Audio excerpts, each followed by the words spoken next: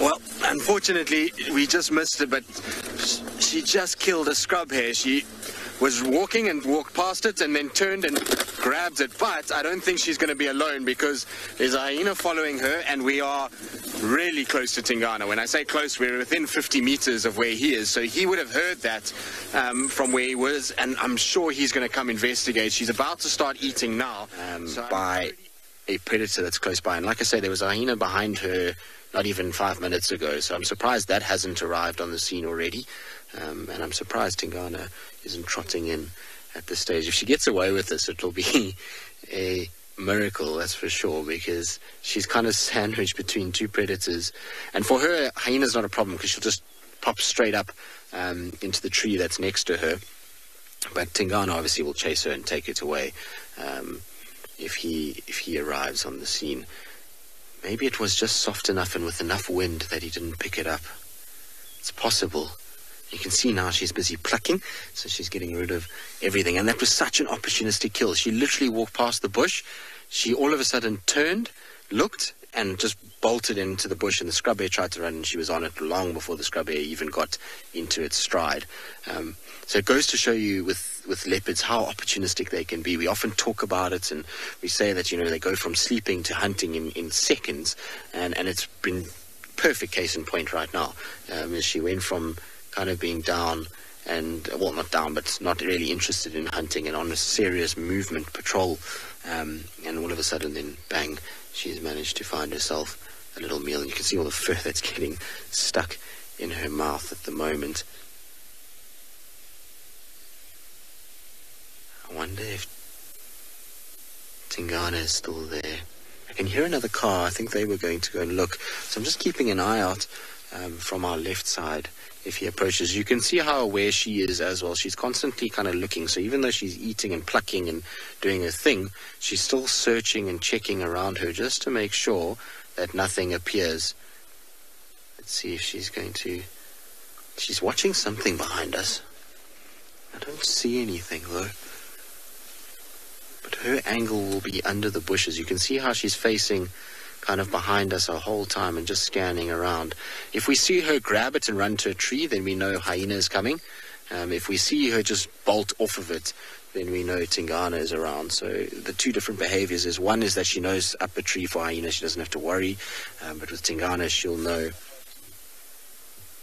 that he's much too big for her, will get up into the tree, and so even if she takes the kill up the tree, he'll chase her up there. So then she generally just abandons the carcass, runs off, and he will grab it, and either she'll go up the tree or she'll kind of just trot off a little bit and watch him sort of feed on it.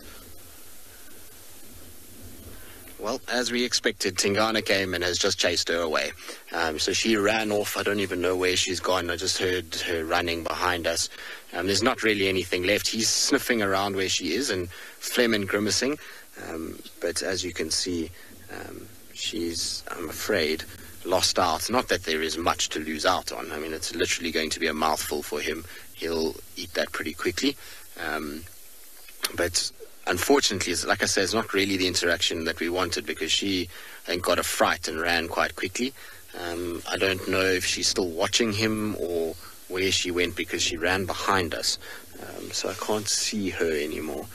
But yeah, unfortunately, it was going to happen. Like I said, the fact this male was never not going to appear on the scene, between wind and her scent and the kill, and everything was kind of stacked against her in terms of being able to actually keep this kill and, well, not be discovered by Tingana. But I'm hoping the kind of interaction was just brief, that she just got a bit of a fright and ran to give herself some distance. Maybe she'll loop back and come and have a little look at what's happening. Often, though, when it's a small kill like this, the leopard just moves off. It knows there's not going to be anything left by the time the male is done, and so she doesn't really kind of stay and stick around. Marcel, can you see her behind us? I just saw her running behind, but I didn't see where she went. She was kind of full speed with her head and her ears down. I'm sure she did not even see him coming, because we didn't even hear him coming. He must have come from behind us somehow. And with all the wind, difficult to pick up. Just trying to listen to see if I can hear her chuffing.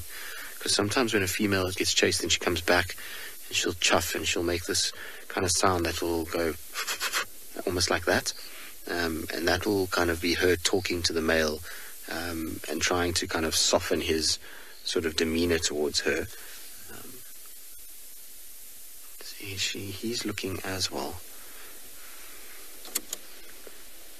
Just want to see if there's anything. It's tricky because of how dark it is. I can't really see much around me at all. It's amazing though.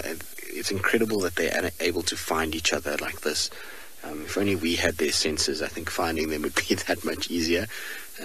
But when you think about all that's going on with, like I say, wind and noise, and the smells must be swirling, and the audio must be kind of coming from different directions in terms of how the wind is angled, but yet they are able to work it out and find it pretty quickly.